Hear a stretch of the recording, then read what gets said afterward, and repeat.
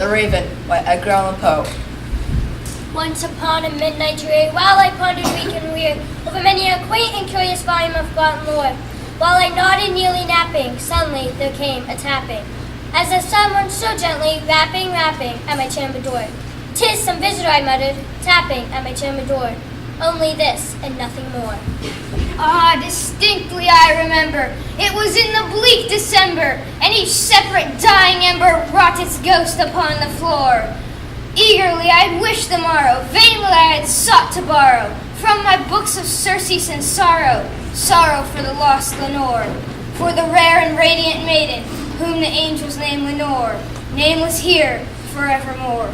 In the silken sad and certain rust of each purple curtain, fill me with fantastic terrors never felt before, so that now to still the beating of my heart I stood repeating, "'Tis some visitor entreating entrance to my chamber door, some late visitor entreating entrance to my chamber door. This it is, and nothing more." Presently my soul grew stronger, hesitating then no longer. "Sir," I said, "or madam, truly your forgiveness I implore, but the fact is I was napping, and so gently came a rapping, and so faintly came a tapping, tapping at my chamber door. This I opened wide the door, darkness there, and nothing more." Deep into that darkness peering, long I stood there wondering, fearing, doubting, dreaming dreams no mortal ever dared to dream before. But the silence was unbroken, and the stillness gave no token, and the only word there spoken was the whispered word, "Lenore." This I whispered, and an echo murmured back the word, "Lenore." Merely this, and nothing more. Back into the chamber turning, all my soul within me burning. Soon again I heard a tapping, somewhat louder than before. Surely, surely, said I, something at my window lattice. Let me see then what thereat is, and this mystery explore. Let my heart be still, and this mystery explore. 'Tis the wind, and nothing more. Open here I flung the shutters, when with many a flirt and flutter, in there stepped the stately raven of the saintly day's viewer. Not the least obeisance make he, not a minute stopped or stayed he, but with mine of lord or lady perched upon my chamber door. Perched upon a bust of polish just above my chamber door. Perched and sat, nothing more. Then this ebony bird beguiling my sad fancy into smiling, the grave and stern decorum of the countenance it wore. "Though thy crest is short and shaven thou," I said, "art sure no craven? Ghastly grim and ancient raven wandering from this nightly shore. Tell me what thy lordly name is on this nice Plutonian shore." Quoth the raven, "Nevermore." Much I marveled this ungainly fowl to hear discourse so plainly, though its answer little meaning, little relevancy bore. For we cannot help agreeing that any living human being ever yet was blessed with seeing bird above his chamber door, bird or beast upon the sculptured bust above his chamber door, with such a name as Nevermore. But the raven, sitting lonely on the placid bust, spoke only that one word, as if his soul in that one word he did outpour. Nothing farther than he uttered, not a feather than he fluttered, till I scarcely more than muttered, "Other friends have flown before, on the morrow he will lead me, as my hopes have flown before." Then the bird said, "Nevermore." Startled at the stillness, broken by repeal, so aptly spoken, "Doubtless," said I, "what it utters, is it only stalker's store, caught from some unhappy master, whom's a merciful disaster followed fast and followed faster, till his songs one burden bore, till his dirges of his hope that melancholy burden bore, of nevermore." But the raven still beguiling all my fancy into smiling, straight I wheeled the cushioned seat in front of brood, and bust endured. Then upon the velvet sinking, I betook myself to linking fancy unto fancy, thinking what this ominous bird of yore, this grim, ungainly, ghastly, ominous bird of yore, meant in croaking, "Nevermore." This I sat engaged in guessing, but no syllable expressing, to the fowl whose fiery eyes now burned into my bosom's core. This and more I sat divining, with my head at ease reclining, on the cushion's velvet lining that the lamplight gloated o'er, but whose velvet violet lining with the lamplight gloated o'er, she shall press, nevermore. Then, methought, the air grew denser, perfumed from an unseen censer, swung by seraphim whose footfall stinkered on the tufted floor. "Wretch," I cried, "this God hath lent thee, by these angels he hath sent thee respite and nepenthe from thy memories of Lenore. Quaff, oh quaff this kind nepenthe, and forget this lost Lenore. Quoth the raven, nevermore. Prophet said I, thing of evil, prophet still, if bird or devil, whether tempter sent or whether tempest tossed the here shore. Desolate yet all undaunted, on this desert land enchanted, on this home by horror haunted. Tell me truly, I implore, is there balm in Gilead? Tell me, I implore. Quoth the raven, nevermore. Prophet said I, thing of evil, prophet still, a bird or devil, by the heaven that bends above us, by the God we both adore, please still this sorrow latent within the disdain. Clasp a Satan maiden whom the angels name Lenore. Clasp a rare and radiant maiden whom the angels name Lenore. Clothe the raven, nevermore.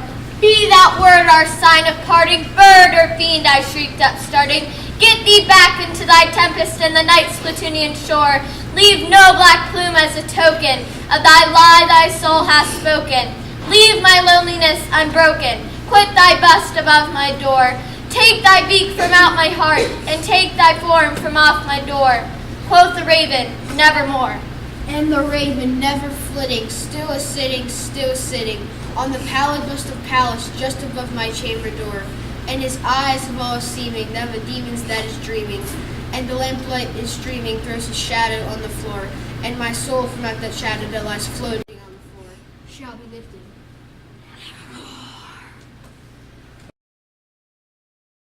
It was the night before Christmas by Clement Clark Moore.